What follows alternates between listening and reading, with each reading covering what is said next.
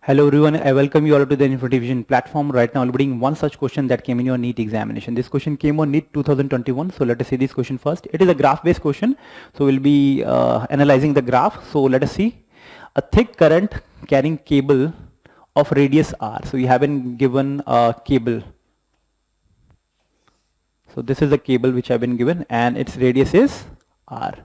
Carries current I uniformly distributed across the cross section. So that means if I'll redraw the cross section and this would be its area, so the entire current of I is flowing through this area, don't you think? And it is uniformly distributed across its cross sectional area. So the variation of the magnetic field B due to the cable with the distance r from the axis of the cable is represented by.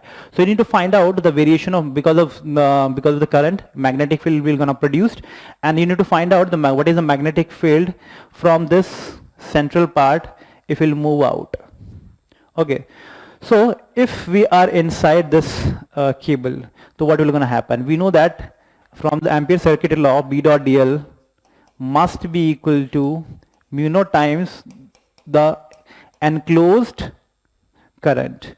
Okay, so it would be, I'll talking about inside. So what would be the magnetic field inside this cable? Later on I'll be talking about what would be the magnetic field outside this cable. Okay, so this is a let this be the magnetic field inside. So this, and let it be B in.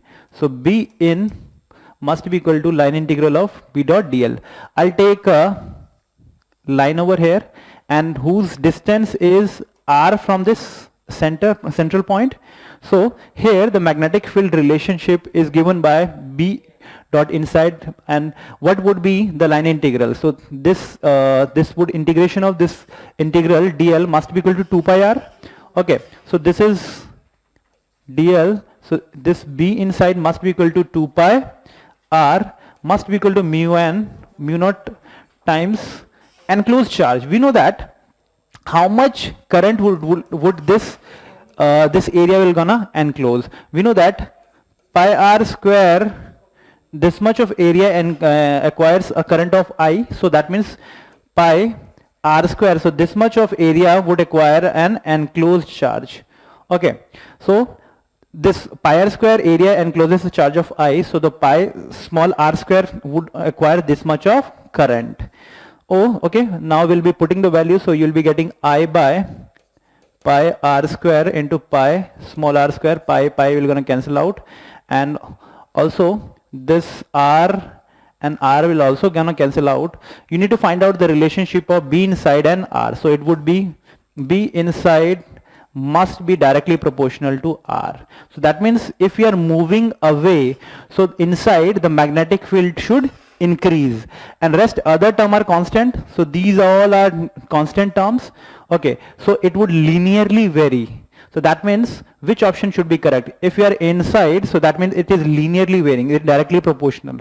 So third option should be the correct option, and also second option can also be the correct options. Okay, because it is also linearly increasing at the same time. Okay, now we'll be moving forward.